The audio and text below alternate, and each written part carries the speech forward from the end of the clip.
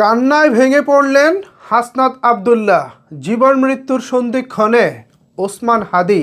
চিকিৎসকরা জানালেন সর্বশেষ আপডেট।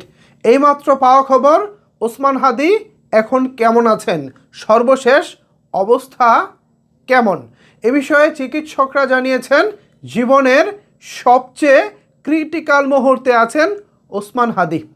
গুলি ঠিক কানের নিচ দিক থেকে ঢুকে অপর দিক থেকে বের হয়ে গেছে বলে চিকিৎসকরা জানিয়েছেন।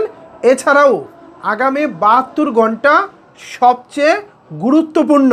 এই 72 ঘন্টা যদি ওসমান হাদি সারভাইভ করে যান তাহলে একটা আশার আলো আছে।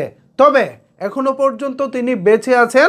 তার জীবনের যে স্কেল, হসপিটালে যে একটা মনিটর থাকে সেখানে যেই ইয়াটা উঠানামা করে, আমি এটার নামটা এই মুহূর্তে আমার মনে পড়তেছে না, সেই জীবনের লাইফ স্কেলে এখনো পর্যন্ত তার লাইফটা বেঁচে আছে বলে, তিনি বেঁচে আছেন বলে চিকিৎসকরা জানিয়েছেন।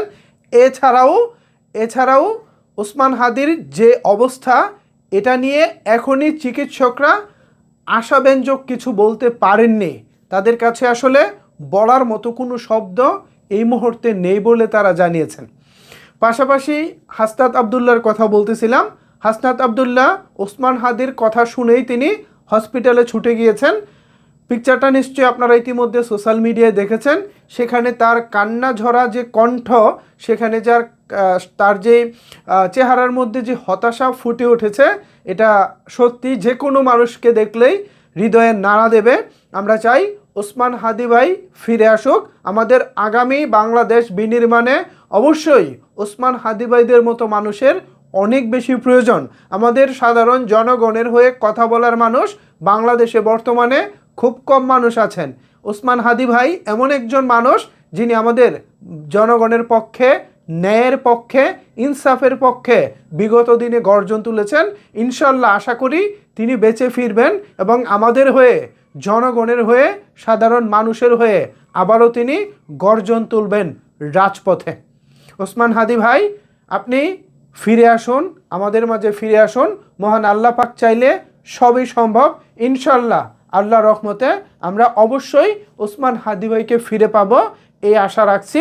আর সরকারের কাছে অনুরোধ করব, আবেদন জানাবো, যথাযথ পদক্ষেপের মাধ্যমে যারা এই যে হামলাকারী ছিলেন, যারা দুর্বৃত্ত ছিলেন বলে বলা হচ্ছে, মোটরসাইকেল থেকে যারা আক্রমণ করেছেন, একেবারে টার্গেটভাবে যারা ফায়ার করেছেন, তাদেরকে যত দ্রুত সম্ভব, সিসিটিভি ফুটেজ আছে পুরো ঢাকা শহরে, প্রত্যেকটা বিল্ডিংয়ে, প্রত্যেকটা অলিতে গলিতে, প্রত্যেকটা দোকানে নিশ্চয়ই সিসিটিভি ফুটেজ আছে, সেগুলো কালেক্ট করুন। একটা অপরাধীও যেন পালাতে না পারে সেই ব্যবস্থা করুন। বাংলাদেশে একটা নতুন দৃষ্টান্ত উপস্থাপন করুন, আমরা সেটা দেখতে চাই, এবং সেটা যত দ্রুত সম্ভব, অ্যাজ আর্লি পসিবল। আমরা আসলে এর বিকল্প কিছুই ভাবতে চাই না। তবে ওসমান হাদি ভাই তিনি এখনও বেঁচে আছেন, এটাই আমাদের জন্য আসার কথা। কিন্তু আগামী 72 ঘন্টা অনেক বেশি গুরুত্বপূর্ণ হাদির জন্য। কৃত্রিম শ্বাস প্রশ্বাসে এখনও তার জীবনটা বেঁচে আছে, এতটুকুই জানিয়েছেন চিকিৎসকরা। এখন এ বিষয়ে আপনারা কি ভাবছেন, আপনাদের মতামত কি জানাতে পারেন নিচের কমেন্টস বক্সে।